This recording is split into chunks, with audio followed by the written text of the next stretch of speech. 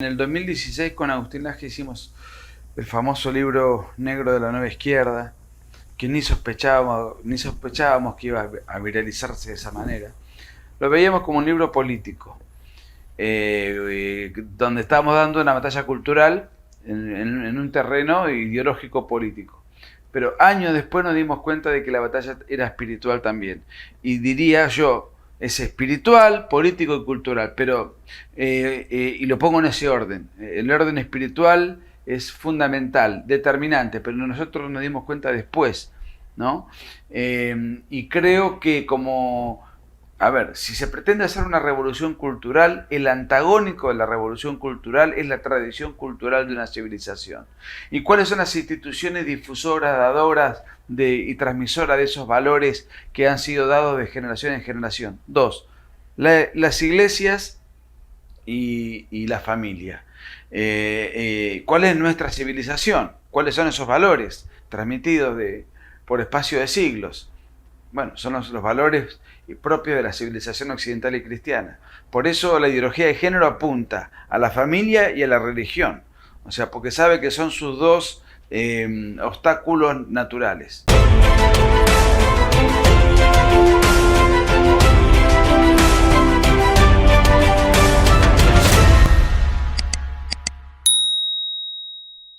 Estimados amigos, qué gusto volverlos a saludar. Bienvenidos nuevamente a este canal. Bienvenidos ahora con esta colaboración con la Dimensión de Adolescentes y Jóvenes de la Arquidiócesis de Tuxtla. Y bueno, en el marco de este magno evento de la Jornada Arquidiocesana de la Juventud, hoy tenemos con nosotros a dos de los más grandes exponentes en toda Latinoamérica de esta batalla cultural. Tenemos al gran Pablo Muñoz Iturrieta y tenemos al gran Nicolás Márquez, que de más está presentarlos. Sin embargo, me gustaría que también nos dijeran algunas palabras. Buenas tardes, buenos días, buenas noches, dependiendo a la hora que sea que nos vean.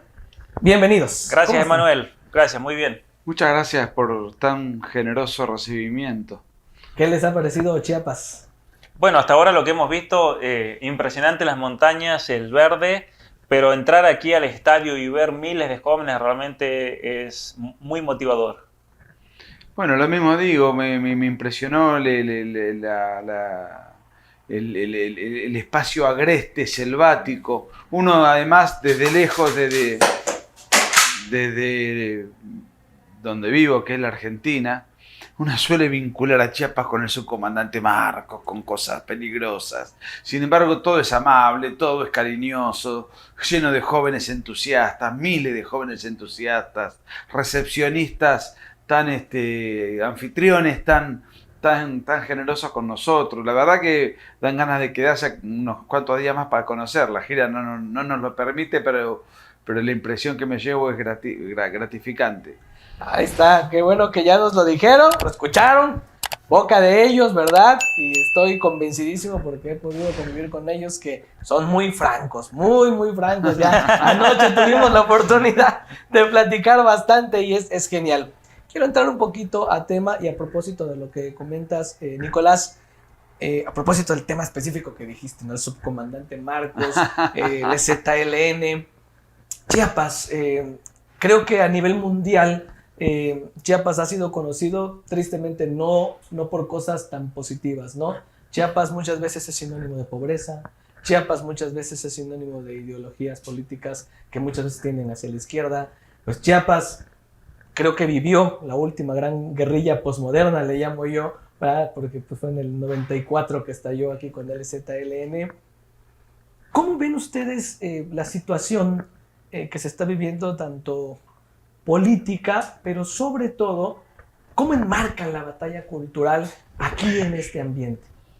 No sé quién de ustedes quisiera comenzar. A mí me da la impresión de que más allá de la fama que tiene, bueno, un poco también las malas noticias siempre tienen mucho mayor amplificación internacional que las buenas noticias. Entonces, un comunicado esporádico de su comandante Marcos, capaz que tiene, que es un delincuente rural encapuchado, aislado y periférico, tiene mayor resonancia que un evento donde hay 5.000 jóvenes tratando de ser mejores, tratando de aprender, de estudiar, de escuchar, como el evento que hoy nos convoca. O sea que las buenas noticias no tienen tan buena prensa. Un poco eso pasa. Ahora, yo no quito a Chiapas ni a México del contexto que vive toda América en general.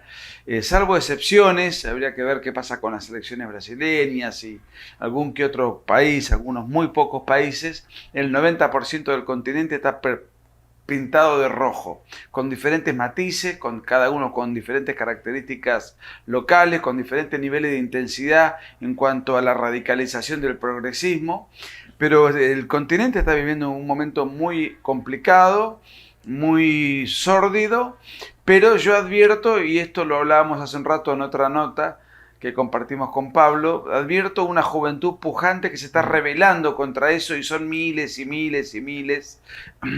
Y me da la impresión de que en un mediano plazo, cuando esos jóvenes ya sean dirigentes, profesionales, profesores y tengan cargos en la función pública, va a empezar a haber una suerte de contrarrevolución.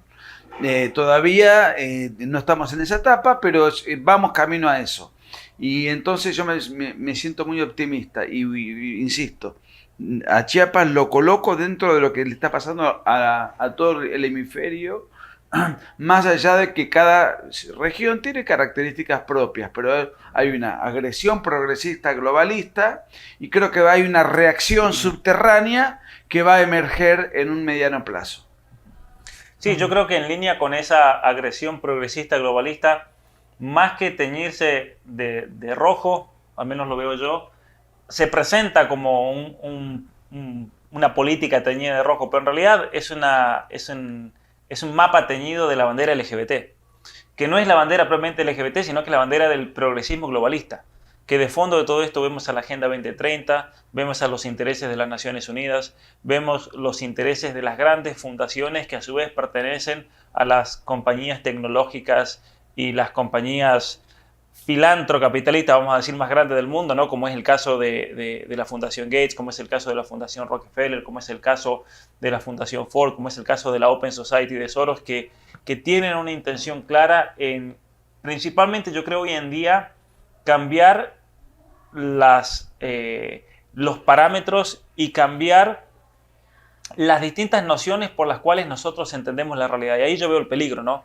De construir el ser humano, de destruir la noción de ser humano y a cambio de eso tratar de azuzar ciertas características que no nos definen como seres humanos, pero las quieren constituir como lo que nos constituye como tal. Toda la cuestión del género, la identidad de género, el indigenismo, ¿no? La cuestión del racismo. Depende del país, se manejan una categoría más que otra. Aquí en Chiapas, inevitablemente, la categoría que van a usar por sobre todas es la del indigenismo, ¿no? Pero con un propósito, yo creo, de atacar la identidad cultural, la identidad nacional de un pueblo, y que en definitiva también tiene como objeto el destruir y desconstruir, como se dice, la familia.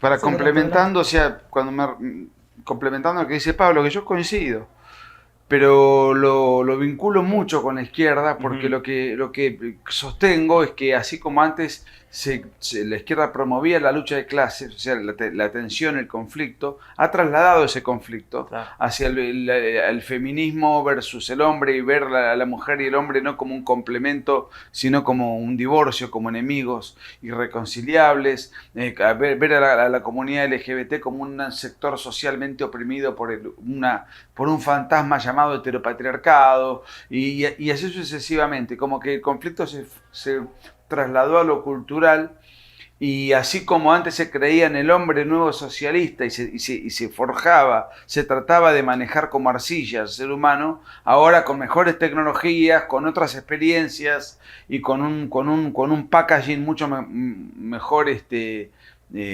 presentado, por eso también coincido con es cierto, cambiar el trapo rojo por el trapo multicolor, es todo más festivo, antes era como más violento, más guerrilla, más Che Guevara, y ahora todo viene con el discurso de la inclusión, de la diversidad, de la ampliación de derechos, que son todas máscaras autoritarias, pero que presentan lemas y aforismos y eslóganes sonrientes, festivos y presuntamente nobles, ¿no? Así que sí, y también es cierto que hay otra cosa, como terminó la lucha de clases y hoy la lucha es cultural, también es cierto, y en esto tiene razón Pablo, muchos de estos movimientos son financiados por grandes magnates que se asumen como progresistas y que tienen proyectos incluso eugenésicos en muchos casos, ¿no?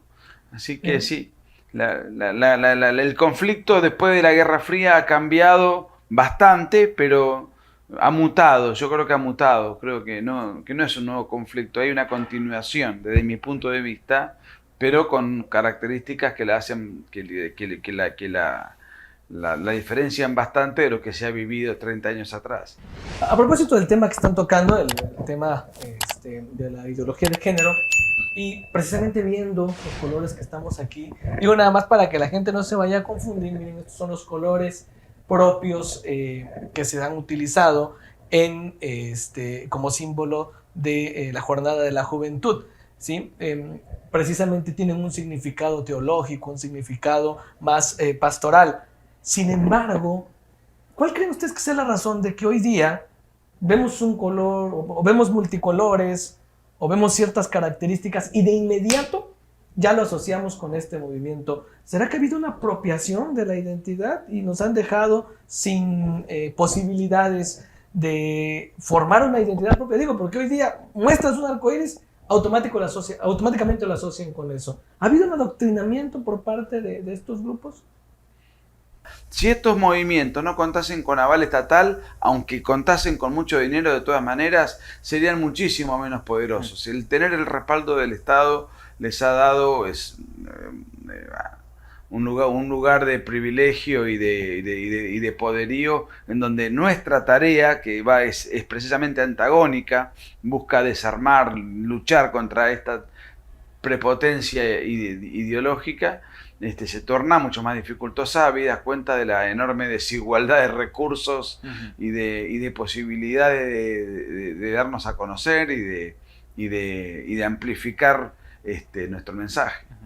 Y eso también hace ver la importancia de la política en todo esto, porque sin ese apoyo político no se daría nada de lo que decía Nicolás, y por lo tanto yo creo que hay que motivar a una nueva generación de que se involucre en la política para que cumpla la función de la política, que es hacer la justicia, y es la justicia a la familia, la justicia al ser humano, para que el marco legal respete y tenga como centro también a la familia y a la persona humana. ¿Qué significa ser como ser humano?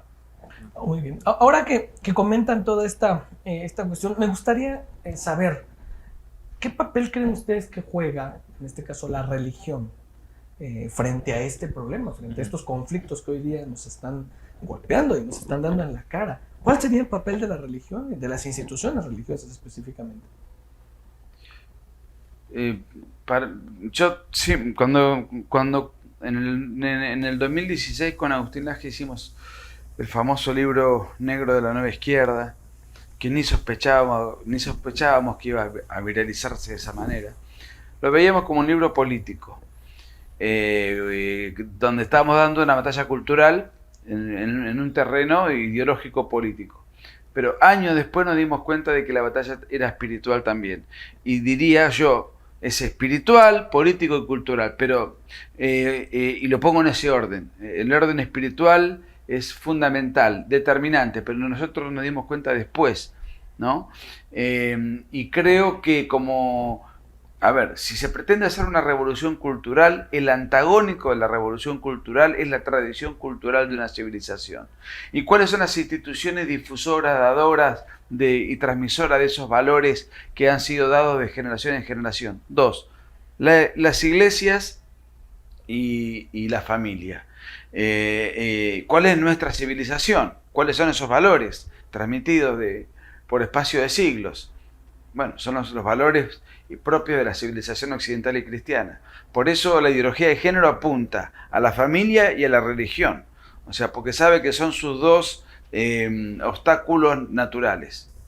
Así es. Y ciertamente que es lo que estamos viviendo hoy en día es un ataque muy profundo a una civilización, a una cultura, a una tradición que busca que los jóvenes sean manipulados, que no sepan pensar, que no sean conscientes de toda esa tradición filosófica, literaria, espiritual, religiosa, que ha hecho al ser humano de Occidente y lo ha puesto en un lugar muy especial en la historia, ¿no? Que ha hecho posible cantidad de avances de todo tipo, científicos, tecnológicos.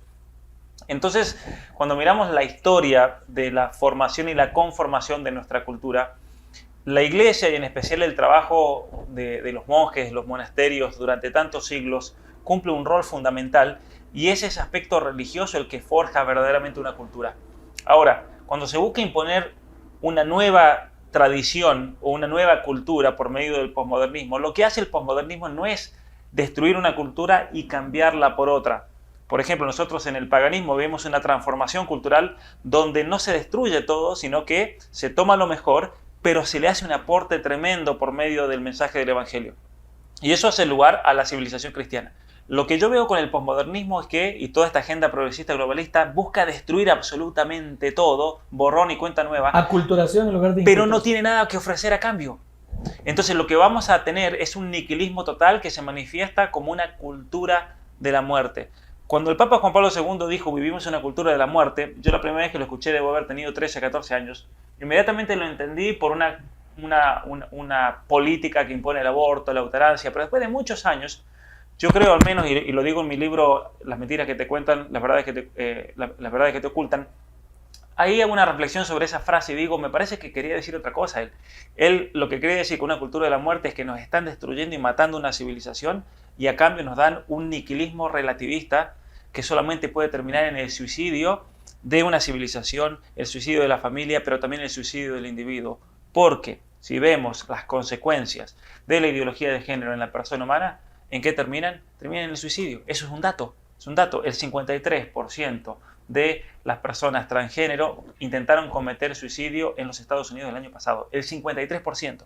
Entonces, ¿cómo ese modelo de vida puede ser un modelo de vida pleno, un modelo de vida que te empodere si el camino de salida de ese tormento es la muerte? Entonces, es tremendo realmente. Es tremendo. Bien, por el tiempo nada más me gustaría, en breve, ¿qué mensaje le darían a los chiapanecos, especialmente a la juventud chiapaneca? ¿Qué mensaje les daría? Yo lo que creo que lo que tiene a mano como herramienta la juventud de Chiapas y de fuera de Chiapas es un concepto que yo no lo viví en mi época, yo tengo 47 años, que es la desacralización de la autoridad. En mi época alguien aparecía por televisión, decía una pavada, cualquier tontería, pero lo decía en la televisión. Un cronista en un diario oficial de papel escribía cualquier imbecilidad y nadie la podía refutar. Un columnista radial lo mismo. Hoy cualquiera puede decir algo de eso y por Twitter se lo puede refutar. Debajo de los diarios online se puede poner argumentos en contrario. Lo que te diga el profesor en la facultad y te da un texto que para nosotros era sagrado, hoy se pueden conseguir multiplicidad de argumentos y de elementos y de herramientas y de papers para refutar. Entonces, yo creo que hay una suerte de desacralización de la autoridad. Y esa desacralización es muy positiva porque la autoridad hoy está en manos del progresismo, pero no tiene el mismo poder de imposición sobre los educandos o las personas a las cuales se le dirige un discurso determinado. Entonces el argumento que yo les doy es desacralicen, potencien esa desacralización, lo que le digan escúchenlo, relativícenlo, busquen argumentos en contrario, refútenlo y entonces cierro por cómo empezó Pablo diciendo cómo iba a encarar su conferencia de hoy, invitándolos a pensar, porque para refutar, para contraargumentar, para ridiculizar, para poner en evidencia una gansada que diga un bocón de turno, bueno, todo eso también tiene que ser hábilmente organizado desde el punto de vista de la reflexión y del argumento en contrario. Así que desacralizar la autoridad y pensar, informarse, formarse y actuar. Sí, y a lo de actuar, yo, siguiendo en esa línea, animarlos a los jóvenes a leer a estudiar, a sentarse, a leer un libro, a formarse sobre temas que no tengan un conocimiento meramente superficial de lo que está ocurriendo, que comiencen a profundizar, que comiencen a leer, que leer es un ejercicio muy importante también para aprender a pensar, porque en la lectura, si leemos a un autor bueno, el autor nos hace pensar siempre. Y no solamente nos hace pensar, sino que también eso nos va a enseñar a hablar, nos va a enseñar a comunicar, nos va a enseñar a realizarnos también como personas humanas. Somos seres humanos, pero hoy en día los jóvenes no saben pensar, no saben leer, no saben escribir. Entonces, ante un gobierno que a propósito quiere formar inútiles, yo a los jóvenes los voy a alentar a que piensen y que sean la mejor persona que puedan ser en sus vidas. Pues muchísimas gracias, de verdad, Gracias, Nicolás, Manuel. muchas gracias, Pablo, por tanta sabiduría, por estar aquí con nosotros. De verdad es que le agradecemos mucho también al señor arzobispo que nos haya apoyado. Sin él esto no hubiera sido Así es. posible. Pues nos despedimos, el gran Nicolás Márquez, el gran Pablo Muñoz Iturrieta, y pues a seguirle dando, chavos, a seguirle dando, gente que nos escucha, que esta batalla está en juego todavía, nada está dicho, y creo que tenemos muchísima esperanza. Nos vemos en la próxima. Gracias. Muchas gracias. Si te gustan mis videos, si te gustan mis libros, si te gustan mis conferencias, yo ahora voy a estar abocado en este canal de YouTube a dar una serie de videos todas las semanas durante todo el tiempo. Ello requiere de tiempo, de preparación, además de todas las actividades intelectuales que uno lleva adelante. Si estás de acuerdo con lo que hago, si te sentís identificado y representado, ten en cuenta que estamos dando una batalla cultural contra toda la progresía, contra la agenda globalista. Y muy desigual. Nosotros no disponemos de fondos y ellos disponen de fondos ilimitados. Entonces te invito a que si estás de acuerdo y podés, dame una mano. Tenés Patreon para colaborar con lo que puedas y de esta manera poder facilitar que todo este trabajo y todo este esfuerzo siga siendo posible. ¿Dónde está? ¿Cómo haces para poder colaborar? Bueno, en la descripción del video ahí está el link de Patreon. Con lo que puedas, todo suma y todo sirve para que este trabajo que vengo realizando dé sus frutos. Un abrazo.